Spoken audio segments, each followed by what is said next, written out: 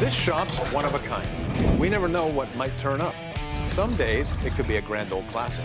Other days, maybe a muscle car, even a military vehicle. Some jobs are quick fixes. Others are full-blown restorations. And on occasion, million-dollar recreations. My only rule, perfection. And that's the kind of thing that we do at the Guild Garage.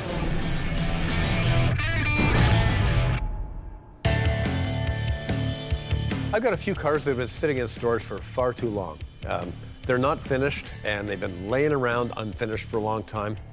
We're gonna go over, we're gonna take a look, see about getting them peeled out, have Brad bring them back in for some work. Yep, it's blue. This is a 1929 TH Schneider. It's a French car made in very limited quantities from middle of the 19-teens. It's way more advanced than American cars of the period. I mean, it's got a really good overhead valve engine. It's got a lot of things that you don't see in North American cars in under 10, 15, in some cases 20 years. This is one of the last. It wasn't the last serial number, but it was the last one to evidently roll out of the factory. It started its restoration probably 10, 12 years ago, and we put it away about 6 years ago. I really want to get the car finished. It's really a dramatic car. I have the guys now who are really capable of doing it properly to the standard I want, so I thought, well, what the heck, let's do it. It's 4/5 of the way done, so we've got to finish out the interior. One of the things that this car had that you don't find in many cars is really unusual seat cushions. The seats use an inflatable bladder, a great way of saving weight. Instead of having to use springs and padding and horsehair and all that kind of thing to pad seats up, they weighed considerably less. So you could inflate the seats, make them fairly comfortable. You had no weight problem. So I've got the 3 seat cushions. Maybe you guys can put them together and stuff the seats the way it was done. Problem I have is the rubber, which was natural rubber, got so brittle it fell to pieces, and each one of those seat cushions is now in its own individual baggie. This is one of the valves for filling it. So just like filling it, just like filling a car tires. I'm pretty good at puzzles. Well, airbags aren't exactly my forte, and I don't think they make airbags anymore for a car like that. So we're gonna have to go back to horsehair and foam. That's what we used back in the day. Mark my words, that's what we'll be using this time.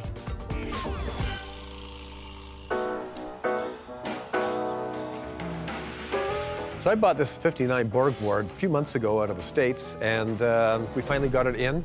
I've had Brad take it out for a test drive, and hopefully he's gonna have a good report for me. A lot of people buy cars off the internet, sight unseen. People say, oh yeah, you can drive down and fly down and you'd be able to drive it home. And then they get there and sometimes you can and sometimes you can't. So it's a pretty neat car. It's got some pretty neat lines to it. It kind of looks like it's got Carmen Ghia fenders on the back, and it almost looks a little bit like a Studebaker. The first Isabellas appeared in the 1950s. They were the brainchild of industrialist and engineer Karl Borgward, and they enjoyed a lot of success as a sporty little coupe in Germany. Might just need a few adjustments. It's the first time I've seen one of these cars come through the shop, so I think it'll be a pretty neat car to have around.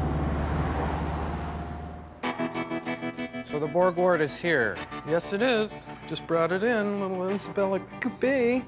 It's supposed to be for resale, but I don't have no idea what the condition is supposed to be. I think what we need to do is do a thorough check on this thing to see what kind of a condition it's in before we can even list it as saleable. And then we'll see whether or not Dave lucked out on this one or if this is just gonna be a pit that we fall into.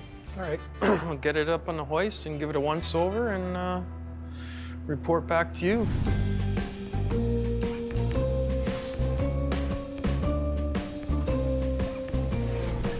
So, you guys both like Volkswagens? Well, he does. I'm German. Yeah, okay, so there you go. Close enough. It's your heritage. So this is a Volkswagen. This Volkswagen prototype was built in 1970, and it was a California design house's slant on what a Volkswagen Beetle would look like in the year 2000. They missed by this much. It's a display piece. It was never meant as a functional car, but I want to get it running, see if it's capable of driving around under its own power and that kind of thing, because a lot of prototypes aren't, but this one should be from what I've been able to see so far. The guy who won the prize and ruined Volkswagen Beetles for any guy was the guy who put the flower holder in it. I like this prototype a lot better than the actual 2000 Volkswagen. Sort of hoping that Billy and James getting together can fire her up and it's not going to be too expensive. It's something. I'll go to the moon in it. Do you want to see something really cool? Grab it. Oh, what? Oh, man, this is heavy. What? Look at that. I don't know why it does it, but it does it. Camping. When you're on the moon, you can sleep in the bed here. This is definitely something. It's just unique. I'm not sure if I like it or don't like it yet. It's kind of growing on me. It hasn't been run in 30 years. Let's clean all the fuel system out, and it's a Volkswagen engine. Once the fuel line's clean, it should fire up, no problem. How long you think? I bet I can have it running before lunch. 20 minutes. Bet your Wendy's. Done. Good luck. Okay. I'm a huge Volkswagen enthusiast. I love the air-cooled Volkswagens. But this thing, as soon as I saw it, I was like, this is amazing. It's so ugly, but it's cool.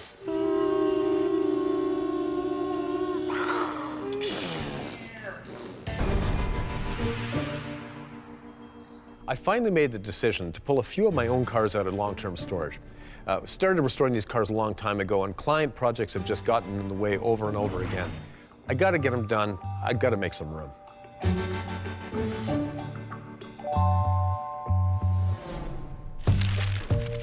I'm doing a bit of automotive archaeology. This used to be the air cushions for the Schneider. Dave's decided that he wants to bring the 1929 Schneider project back online. The big challenge with the Schneider is that the air bladder seats are in nothing but hard chunks and pieces. I don't think we'll be able to use any of that. Are you guys gluing it? No, we're not going to be gluing it. No? Gluing it, yeah. Right now, I'm looking for anything that could help me identify him, a possible manufacturer, or even a date, something that will tell me exactly where they came from and when. If I know where they come from, then I can find out the history, maybe get a patent number, try and find out what its original size, shape, and dimensions were, and maybe even how it was constructed. I found something. It's got some raised lettering on it. It's a pretty thick piece. There's another one. That's a big one. Oh, looks like the badge. Self-controlled. Oh, it's got patent number. Oh. Oh. But it says self-controlled air cushion, Clifton Street, Manchester. They were made in England. There's a slight possibility, although very slight, that the company that made these originally still exists in some shape or form. So we might even be able to have the genuine article. Self-controlled air cushion. First hit on the screen is an ad from 1923 for the self-controlled air cushion company. It sounds like it's exactly what we're looking for. Well, let's order one. I don't think that we're going to be able to order it. It doesn't look like there's any search results from anything recent, just old ads. After a bit more searching, I've managed to find that this company doesn't exist anymore. It went out of business shortly after the Schneider was created, so now we're back to square one.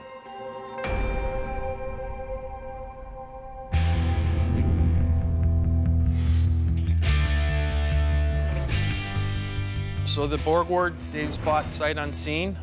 We don't know what we're gonna get. It could be a real mess underneath here, or it could be a nice little piece. So we're about to find out. Yeah, nice little inline 4, probably about 60, 80 horsepower.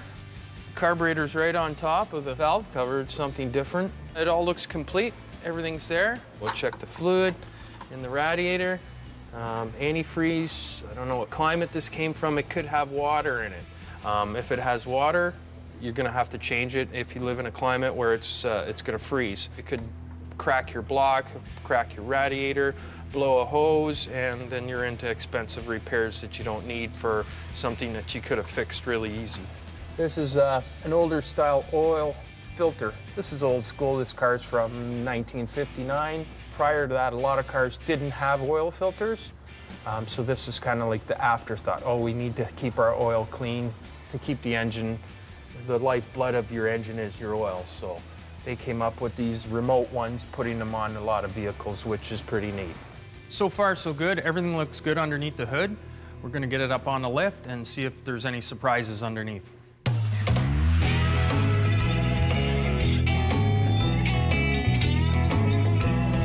I bet Billy lunch that he wouldn't be able to get it done in 20 minutes, and I'm gonna win. Alrighty. It's been 30 seconds, James. Cutting that pretty close. You should have been done by now. 30 seconds. I bought this Volkswagen prototype, well, a long time ago now.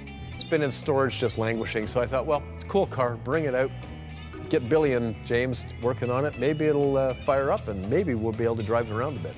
Fuel line needs to be taken out, or just replace it with something else. So we wanted to repair the fuel line first, because it's got years and years of old fuel. It kind of turns into a gel, and it stinks real bad. Because if you smell that fuel filter, smell it. No, I'm good, I'm good. So we wanted to clear all that out before we try and start, in case it sucked it all down into the carb. We don't want that, so. Would you believe this entire fuel line is rubber? Are you serious? Yeah, The whole not way? a single piece of steel. Normally they're steel, with just the very ends being a little bit of rubber to give it a little bit of flex. But this one was entire rubber. It's strange. Make it harder. Come on, use those British muscles. Oh, it stinks. I told you. Got it. Say, you gotta run a new one. Yep. We'll just use rubber again. So pulled the old fuel line out, we're just putting the new one in, and then it's ready to fire up, and it's gonna fire no problem. Is that the special spaceship? Jet fuel. Jet fuel, okay. Just enough to get to the moon and back. We're trying to complete the restoration of my 29 Schneider, and we got a few obstacles in the way. Biggest one right now is the seat cushions. I wanted the original inflatables, not gonna happen.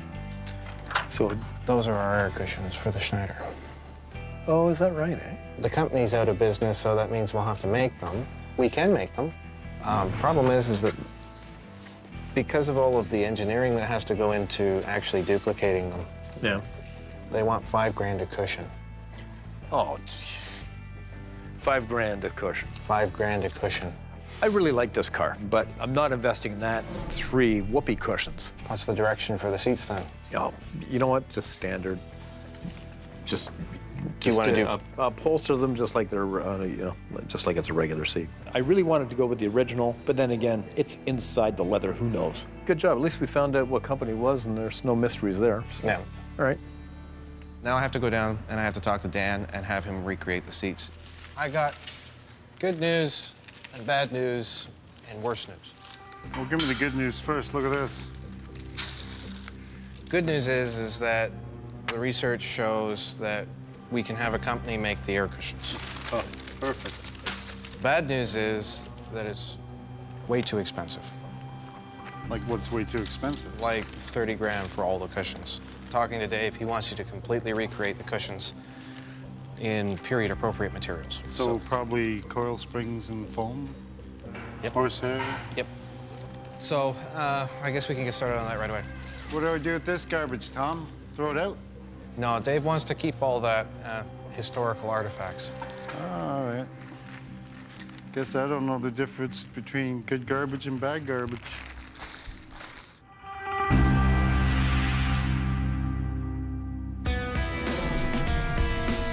I bought a 1959 Borgward Isabella coupe a little while ago, sight unseen. It's finally arrived. So I'm gonna have Brad take a look over it, and well, hopefully I didn't shoot myself in the foot again. Big things we're hoping not to find is some holes in the floor, missing parts, just really obvious things that you look at, are the wheels square? So we're just gonna have a good look, and hopefully we won't find anything drastic that's gonna hamper the drivability of the car. So overall, just want to check the steering. Yeah, a little bit of sloppiness in wheel bearings, and the passenger side's worse than the driver's side. So just look and make sure everything's got a nut and a cotter pin on it.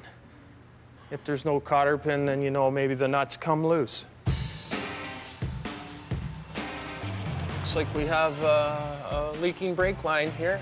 One of the flex lines comes back and then it goes to a rigid line out to the wheel cylinder. It looks like the fitting's either not tight or the metal bubble flare could not be correct.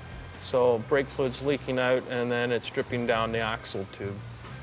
You don't want to have leaking brake fluid because once it leaks out, then you're not going to have any brakes. So we'll have to tighten that up, make it go away. That can't be good either. You got a hole in the muffler. Okay, so the muffler is gonna have to be replaced. Little patch panel in there.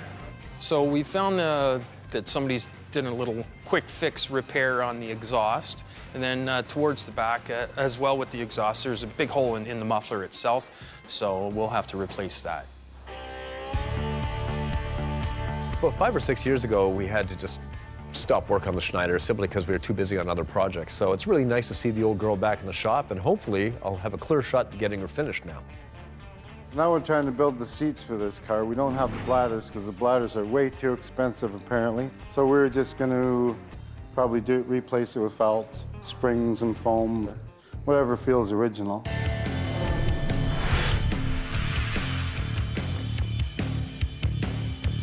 The blue leather cushions were fabricated before it went into storage, so now we have to pull them out and see what we can do about filling them with something other than airbags. It's for dinner. It's like stuffing a turkey.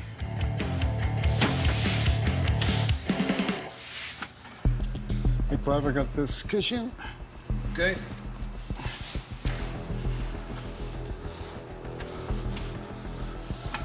Sideways, it's not very bad. Yeah. It's pulled too tight. Must be straight. It's into the back, too. Yeah, look how wavy it is. Well, the first glance when I first looked at it, it looks like there's too much padding in the seat and too much welt on the top. So we're gonna take it apart, take some of the welt out, take some of the padding out, shave it down, and then it'll be nice and smooth.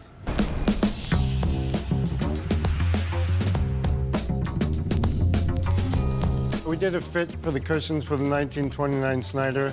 There's a few things I didn't like about the cushion, so we're gonna have to tweak it a bit and see if we can get it right. I'm making a tool. I'm just gonna tape all these pieces on this piece of metal. I'm gonna have to redo the seats in foam, so it's gonna take a lot of cutting. So I'm not gonna be able to do it with my little turkey knife. I'm gonna have to make something that'll cut people in half. This tool will cut foam right in half, and your fingers with it if you're not careful.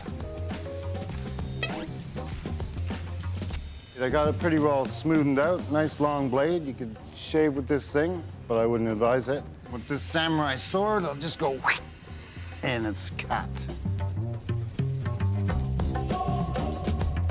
So we put that on there because we're gonna have to cut a little bit of this foam off. And just this, not the fingers.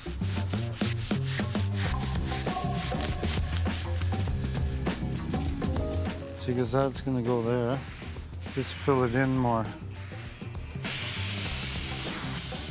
Now the cushions are slimmer. Now I have to tackle the problem of getting the lines on the top of the cushion straight. I inherited this problem, but I'm sure we can take it apart and correct it and get it to look exactly like it's supposed to look the first time. See, it was like you sewed it down to like 1/4 of an inch. It's supposed to be a 1/2 inch. Right. Yeah, are you going to be able to remember how this goes back together? If I can walk on water, I can sew this puppy. My dad was in the antique business. That's how I got into upholstery. So I used to make a lot of parts for furniture that were missing and stuff, so I'm pretty good at that too. So have you had it running yet? Not yet, we're just about to. Gave it some gas in the carb and... Oh, so I'm here for the first fire? Yeah. Okay, I'll stand back. It's gonna fire up. Yeah, I'm sure. It's gonna. You're on fire duty. All right, give me the gasoline. I'm on fire duty.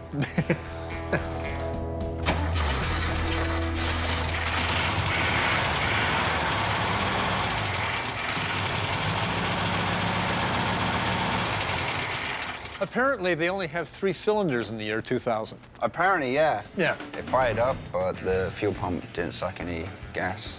So we're gonna have to have a look at the fuel pump. Well, you got it running. That was pretty good. For a first fire up in God knows how many years. You owe me lunch. That was longer than 20 minutes. You owe me lunch. That was 21 minutes.